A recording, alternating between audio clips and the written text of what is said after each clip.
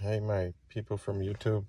For my surprise, it's been 2 or 3 years that I made my first video on how to price rides. My expedition is still running. I got my hands on this baby. It's not mine, but a friend drives a client that was graceful enough to let me drive it for a few days. Anyways, that's not the point of my video. I don't want to show off with other people's equipment. However, it feels fucking good to sit on this chair. Oh, did I just say a beep word? How do I edit this? Anyways, we'll let the algorithm filter it out. Price. I saw a bunch of comments, and for my surprise, I got 2,700 views on my video. You guys made me proud. Yeah, man. It's not a cheap business to be in. You can make as much volume as you want. You can price yourself 50% below market. You can do Uber pricing. The thing with Uber is the car is a few blocks away. The thing with the private arrangement, the pre-arranged, is that you got to leave wherever your garage or your house is all the way to the client's house. And that's usually a 20, 30 plus minutes ride. Back to back, you see how much time you're spending to do one ride.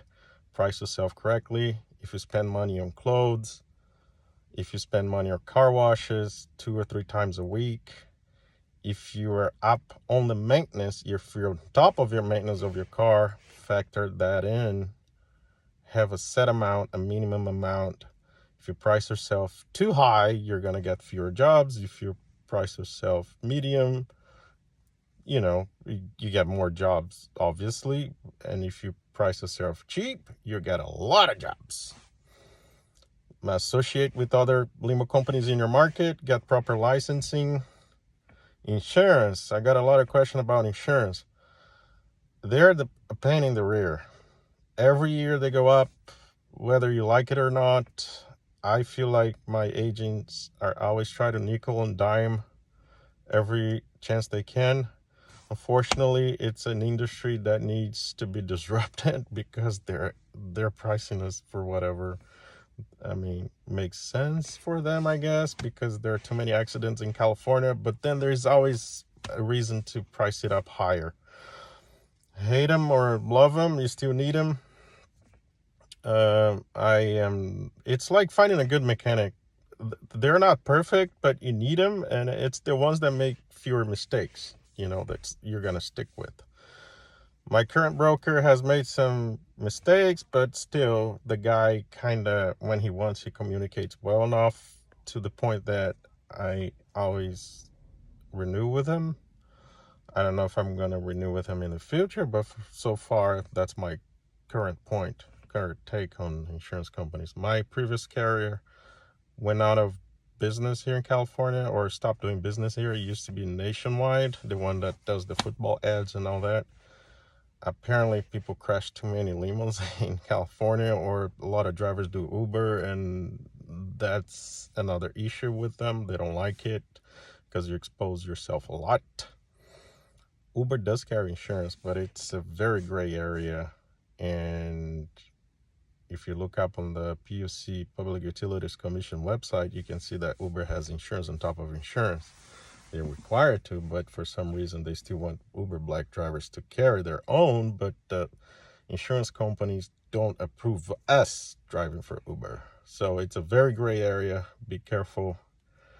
I don't want to recommend anything other than do your homework. And yeah. As far as starting a limo company, check the websites on your area for people that do what you do. There are usually conferences, regional conferences, associations near where you live. Get on their website. I wouldn't join their first convention before you have a car or a company set up, but you can kind of learn and start doing the basis, just so you hang out with the right people who are where you want to be. That's another important topic. Before, when I made my first video, I had 1 car or 2, and I was a solo operator doing everything I could. Now I have 5 cars and I have 3 drivers working with me. So yeah, it is one thing starting small, which is good, and it's another thing thinking big. But I only started thinking big when I joined the big guys. I started hanging out with people that have more than 5, 10, 50 cars. They are in the business for 10, 20 years. They're running the business that their parents started, and they're successful. I stopped basically hanging out with people that gave up or people that never got anywhere. That's basic lesson in life right there, not only for the limo business. Anyways, it's nice to see all the comments. I appreciate the feedback. A couple of negative ones, but hey, it's fine. We need haters too. Thanks.